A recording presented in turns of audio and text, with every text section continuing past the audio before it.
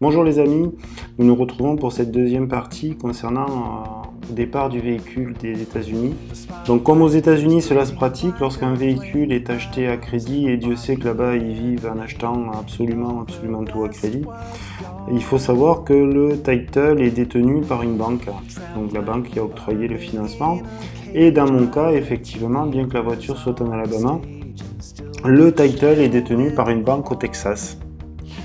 Donc ça simplifie pas les formalités et nous nous trouverons avec un délai annoncé par le vendeur d'une dizaine de jours, une quinzaine de jours pour obtenir le title qui nous permettra d'exporter le véhicule. Donc de là, effectivement, cette nouvelle-là est un petit peu préjudiciable pour moi, puisqu'au départ on était parti sur une livraison qui pouvait intervenir, on va dire, première quinzaine de juillet. Là, du coup, du fait de ce retard, on se retrouve avec une livraison qui sera prévue pour mi-juillet, voire troisième semaine de juillet 2019, selon ce que me certifie c'est-à-dire que, voilà, moi, dans mon esprit, mi-juillet ou troisième juillet de 2019 au plus tard, je serai au volant de ma Shelby GT500. Donc, je suis super content, je suis aux anges, je me dis, mon Dieu, le garçon, il est quand même efficace, il est carré, tout va bien. Donc, je suis content. Donc, qu'est-ce que je fais ? Tout simplement, qu'est-ce qui se passe ? J'ai pas envie de me retrouver avec deux Mustangs sur mon parking. Donc, je me décide à mettre en vente Black Mamba. Donc, je la mets en vente sur le Bon Coin. Et malheureusement pour moi, Black Mamba partira en une demi-journée. Elle sera vendue très rapidement.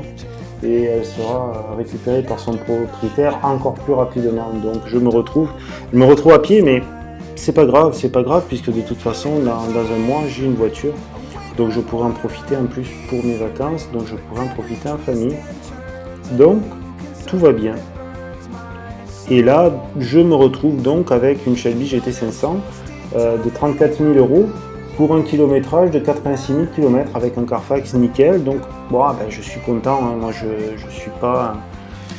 vais pas être plus royaliste que le roi, je me dis c'est nickel, il n'y a rien à dire. Donc à partir de là, effectivement, je commencerai à discuter avec A pour évoquer l'homologation qui m'inquiète parce que effectivement c'est l'écueil le plus important qu'on peut rencontrer lorsqu'on importe une voiture des États-Unis.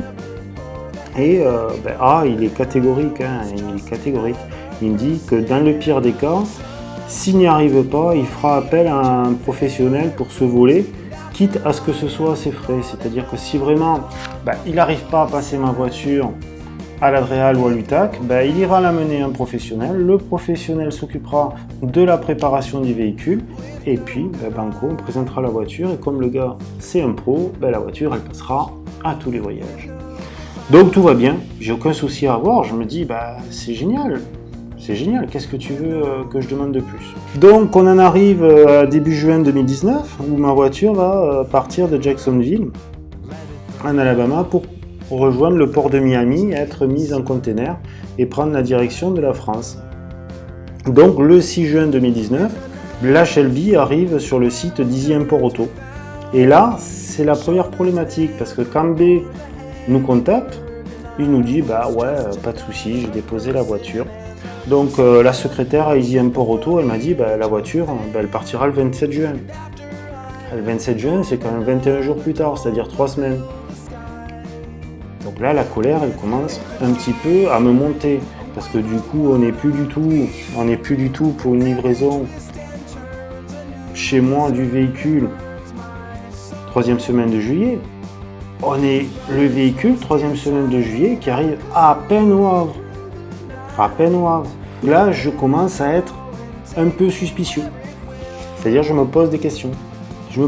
Pourquoi ? Parce que, tout simplement, je me souviens que pour récupérer mon véhicule, B m'avait expliqué que il pouvait pas. Il pouvait pas de suite parce que cette semaine-là, c'était son anniversaire. Sa mère et des membres de sa famille étaient venus le rejoindre aux États-Unis pour le célébrer avec lui et que du coup, il pouvait pas cette semaine-là, il n'était pas disponible. Sur le coup, j'ai rien dit parce que de toute façon, d'une part, c'était pas négociable, mais c'est très compliqué pour un client d'accepter cet argumentaire. D'autant plus que là, au final, je m'aperçois que sur mon importation, sur mon process d'importation, je perdais une semaine.